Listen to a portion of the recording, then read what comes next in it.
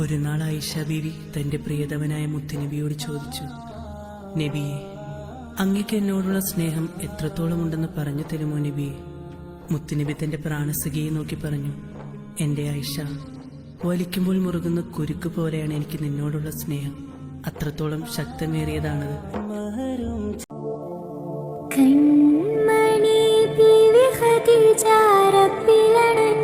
പിന്നെ റസൂല് പൊൻതരുളന്നതരായിഷ മലരേ, പൊൻതരുളന്നതരായിഷ മലരേ. കൺമണി ബീവി ഖദീജ റബ്ബിലണഞ്ഞതിൽ പിന്നെ റസൂല് പൊൻതരുളന്നതരായിഷ മലരേ,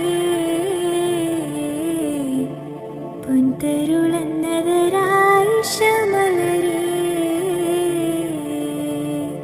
പൊന്നമ്പിളി നമ്പർ ചിന്നുള്ള രാവ് ബീവി തൻ വീട്ടിൽ നബി ത്വാഹ മടിയിൽ കിടന്ന് തന്നെയാവിയോഗവും താഹ തിരുറൗലയാൽ റസൂലുറങ്ങിടുന്നൊരു താര. അവരാണ് ദീനിൻ കാതലായ ബീവി ആയിഷ. കൺമണി ആ കൺമണി കൺമണി ബീവി ഖദീജ റബ്ബിലണഞ്ഞതിൽ പിന്നെ റസൂല് പൊൻതരുളന്നതരായിഷ മലരേ, പൊൻതരുളന്നതരായിഷ മലരേ.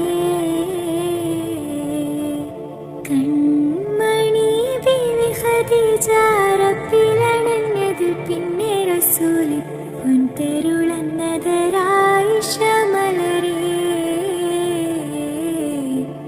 പൊൻതരുളന്നതരായിഷ മലരേ.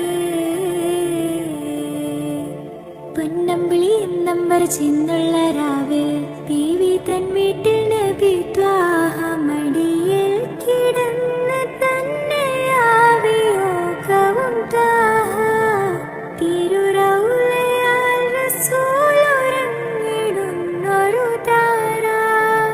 അവരാണ് ദീനിൻ കാതലായ ബീവി ആയിഷ. കൺമണി ആ കൺമണി കൺമണി ബീവി ഖദീജ റബ്ബിലണഞ്ഞതിൽ പിന്നെ റസൂല് പൊൻതരുളന്നതരായിഷ മലരേ,